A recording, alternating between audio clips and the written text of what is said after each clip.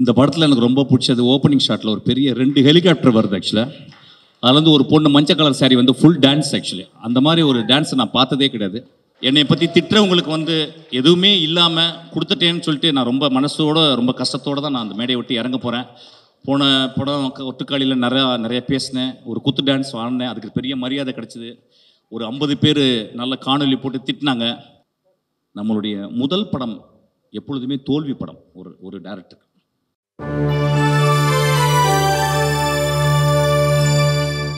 இந்த படத்தில் எனக்கு ரொம்ப பிடிச்சது ஓப்பனிங் ஷாட்டில் ஒரு பெரிய 2 ஹெலிகாப்டர் வருது ஆக்சுவலாக.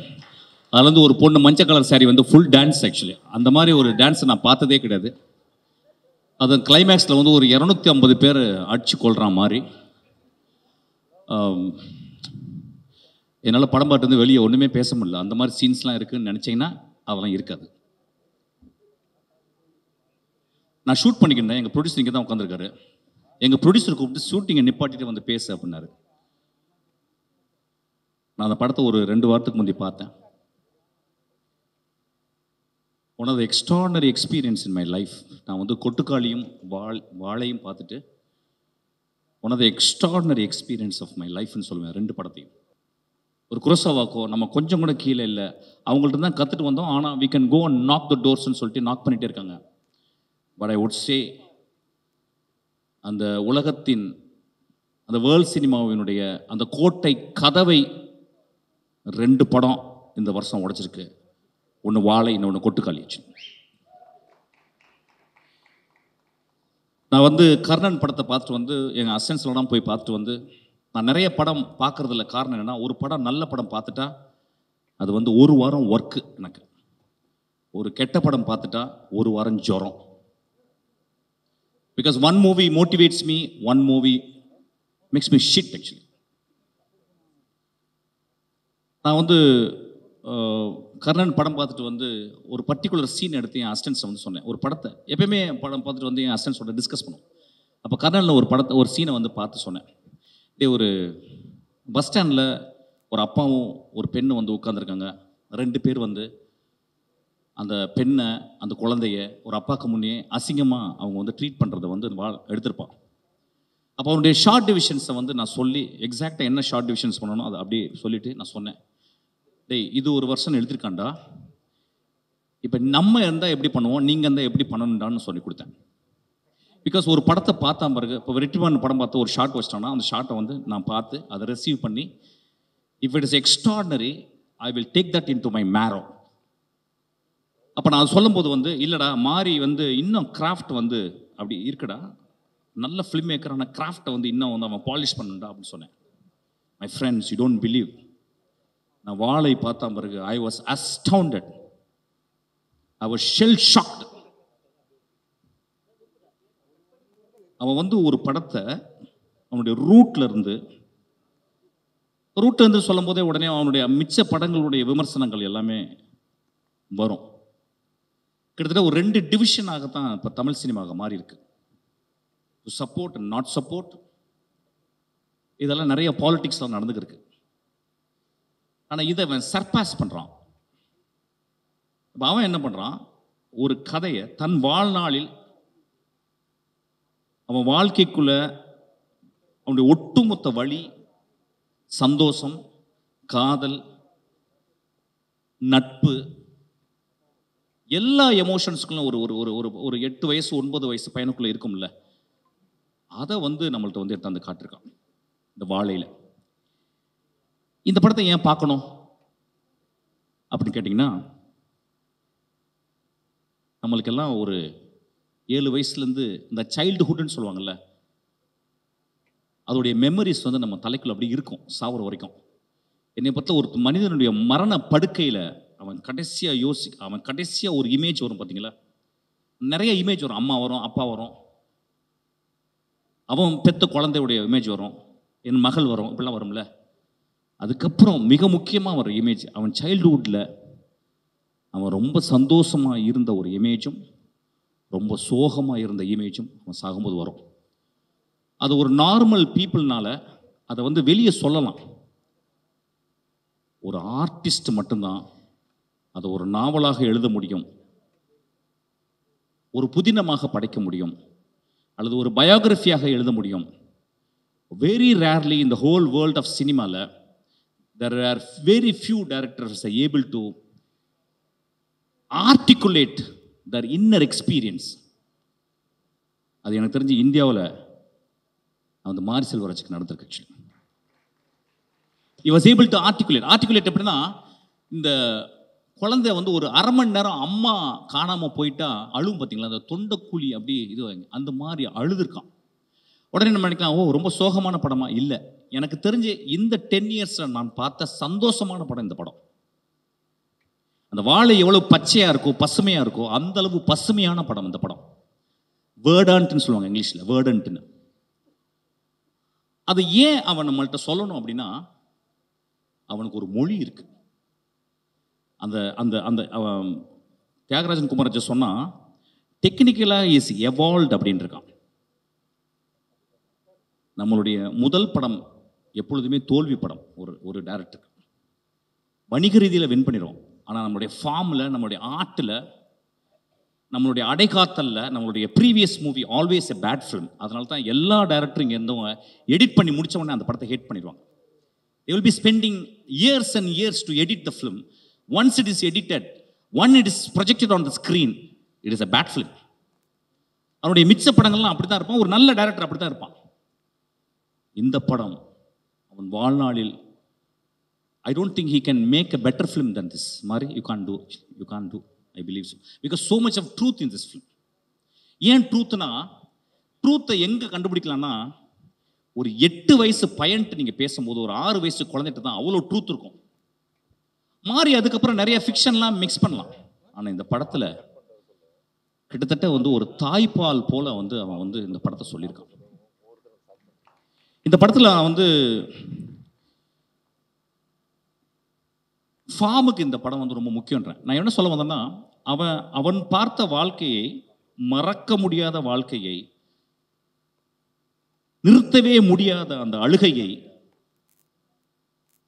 நிப்பாட்டவே முடியாத அவன் புன்னகையை இந்த படத்தில் அப்படியே உறைஞ்சு போய் வச்சிருக்கான். அப்படி எனக்கு தெரிஞ்சு இந்த ஃபார்ம் அந்த படத்தில் வந்து அவன் போயிட்டு கேரக்டரில் நடக்க சொல்லிட்டு அவன் போய் நின்று பார்த்துருக்கான்.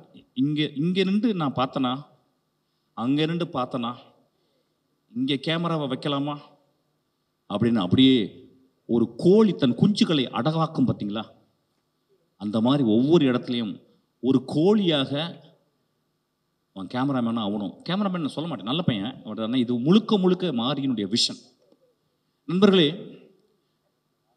இந்த மாதிரி ரேரஸ்ட் ஃபிலிம்ஸ் வந்து இது வந்து ஒரு பெரிய அனுபவம். நம்ம தமிழ் சினிமாவில் என்னன்னு கேட்டிங்கன்னா, இப்போ தான் கொஞ்ச நேரத்துக்கு முன்னாடி தம்பிட்டு பேசிக்கினேன். நான் சொன்னேன் வந்து, டேய் ரஜினி சார் வச்சு ஒரு படம் பண்ணடா, ரொம்ப பியூட்டிஃபுல்லாக இருந்துச்சு, நான் பார்த்தேன், பிடிச்சிருந்தேன். அவன் சொன்னான், சார் என்ன சார் உங்களுக்கு இந்த படம்லாம் பார்ப்பீங்களா? நான் சொன்னேன், இல்லைடா, ரஜினி சாரை ஒரு கேமராவில் வந்து அது ஒரு பெரிய ராஜநாகம், அது படம் எடுத்து ஆடும், அதை ஒரு கேமராவில் வந்து அடக்கிறது ரொம்ப கஷ்டம்டா, அது ரொம்ப அழகாக பண்ணியிருக்கேன்னு சொன்னேன். ஒவ்வொருத்தங்களும் ஒவ்வொரு ஃபார்மை. ஆனால் இந்த ஃபார்ம் இந்தியாவின் மிக முக்கியமான, நான் சொல்லுவேன், குரசவா சொல்றாரு, if you want to understand India you must see Pather பஞ்சாலின்னு சொல்லுவார். And I would say, if you want to understand Tamil Nadu, please watch வாழை.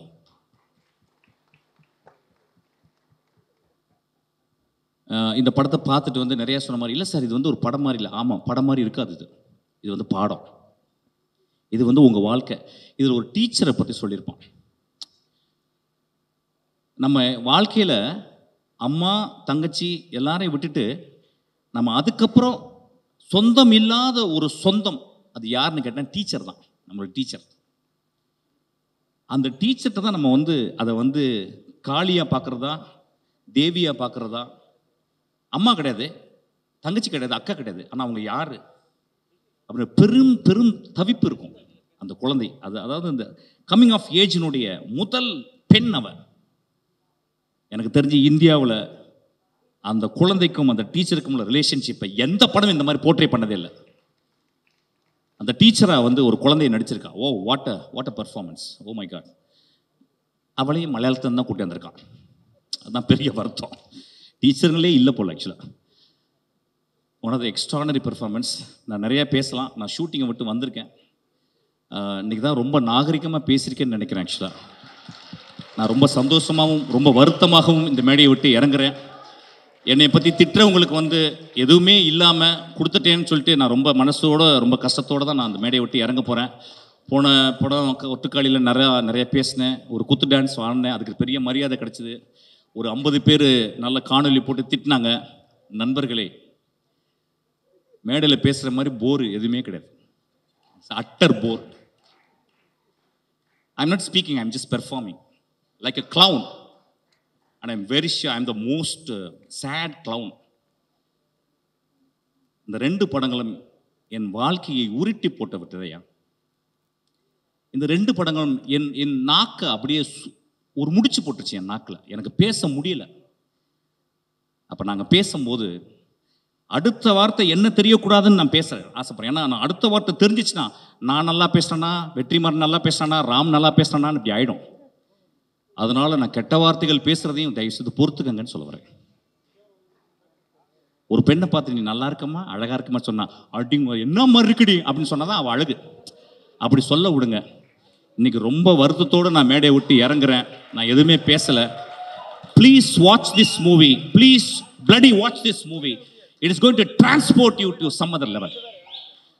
ஒரு குரோசவாவையும் ஒரு பிரஸ்தானையும் நான் கண்டுபிடிச்சிக்கன்னு தான் சொல்லுவேன். நான் மாரி செல்வராஜையும் கொட்டுக்காளியினுடைய டைரக்டர் வினோத் ராஜையும், என்னுடைய ஆதர்சமான என்னுடைய நண்பர்கள், இந்தியாவின் மிகச்சிறந்த டைரக்டர், உலகத்தின் மிகச்சிறந்த டைரக்டர் நான் பார்க்குறது வந்து வெற்றிமாறன், ராம், என் குழந்தை பேர் டக்குன்னு வரலடா, எமோஷன் ஆயிடுச்சு, தியாகராஜன் குமார்ராஜா. உடனே எழுதுவாங்க தண்ணி போட்டாரும்பாங்க. நான் தண்ணி போட்டு ரொம்ப நாள் ஆச்சு ஆக்சுவலாக. நான் ஒர்க் அவுட் பண்ணிக்கிறேன், ஒல்லி ஆகிட்டேன் பாருங்க. ஆக்சுவலாக ஃபஸ்ட்டு 6 packs உள்ள டேரக்டர் நான் தான் இந்தியாவில். அது இப்போ ரெடி ஆகிட்டு இருக்கேன். So it's a beautiful experience my dear friends. இந்த படத்தை பாருங்கள். நண்பர்களே, நம்ம நிறைய படங்கள் பார்க்குறோம், நிறைய படம் பார்க்குறோம். அதாவது வந்து எந்த ரீசனுமே இல்லாமல் ஒரு தேட்டருக்குள்ளே போகிறோம், எந்த ரீசனும் இல்லாமல். ரொம்ப சீப்பான படங்கள்லாம் இந்த கண்கள் வந்து எக்ஸ்போஸ் ஆகுது. ரொம்ப மோசமான டைலாக்லாம் வந்து இந்த காதுகள் எக்ஸ்போஸ் ஆகுது. இந்த ஒரு வாழை மரத்தை தொட்டிருக்கீங்களா? வாழை மரத்தை அறுக்கும் போது ஒரு கிராக் அப்படின்னு ஒரு சவுண்டு கேட்கும், அதை கேட்டிருக்கீங்களா? வாழையினுடைய பழத்தை வந்து மேலே ஏறி பறிச்சு அந்த படத்தில் அப்படி ஒரு குழந்தைக்கு கொடுக்குறான், அப்படி அதை உரிச்சு சாப்பிட்ருக்கீங்களா? That is the most primal experience. அதெல்லாம் நம்ம விட்டுட்டோம். ஆக்சுவலாக I am very happy this movie. இந்த படம் நிச்சயமாக மக்களை, அதான் சொல்கிறேன், சில படங்கள் வந்து அது வந்து மக்கள்கிட்ட எப்படி ரீச் ஆகும்னா, நீங்கள் சாவர வரைக்கும் இந்த படத்தை பார்ப்பீங்க. இந்த படத்தை ஓடிடியில் வந்த பிறகு உலகத்தில் உள்ள எல்லாருமே பார்ப்பான். ஸ்பானிஷ் அமெரிக்காவில் அங்கே வந்து ஸ்பானியர்ஸில் அங்கே வாழைமரம் இருந்தால், மெக்சிகோவில் வாழைமரம் இருக்கான், அவன் பார்த்து அவன் ஐடென்டிஃபை பண்ணிப்பான். அந்த மாதிரி ஒரு படம். எனக்கு ரொம்ப சந்தோஷம். இந்த படத்தில் வந்து நிறைய பேர் நடித்தாங்க. அவன் பேர் நான் கலையரசா ராஸ்கல் எந்திரா, அவன் வந்து நான் தான் அவனை அறிமுகப்படுத்தினேன். ஃபுல் கஞ்சா அடிச்சு வந்த மாதிரி வந்தான் ஆக்சுவலாக என் படத்தில். வந்து நடித்து கொஞ்சம் நிறையவே பேசுவான், ஊர்லாம் பேசுவான். அவன் என்ன பர்ஃபார்ம் பண்ணியிருக்கான், வா. அவன் அந்த வாழ்க்கையை பார்த்துருக்க கூட மாட்டான். அவனுக்கு எப்படி லுங்கி கட்டணும், அவனுக்கு எப்படி வாழையை சுமக்கணும். ஐயா, இந்த படத்தில் வாழையை சுமந்திருக்காங்க. ஐயா, வாழையை சுமந்திருக்காங்க. ஒரு தாய் தன் குழந்தையை சுமந்தது மாதிரி சுமந்திருக்காங்க.